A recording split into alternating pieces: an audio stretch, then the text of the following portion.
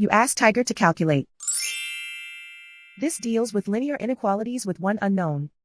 The final result is x greater than 6. Let's solve it step by step. Group all constants on the right side of the inequality. Add 5 to both sides.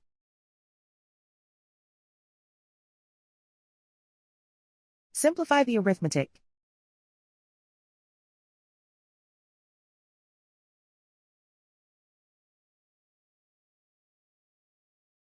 Isolate the x. Multiply both sides by inverse fraction 2 over 3.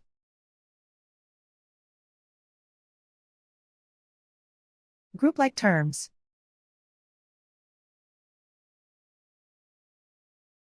Multiply the coefficients.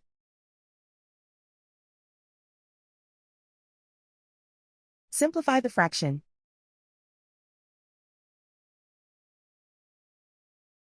Multiply the fractions.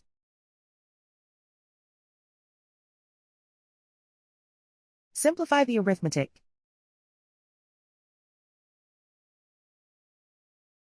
Plot the solution on a coordinate grid. And so the final result is x greater than 6.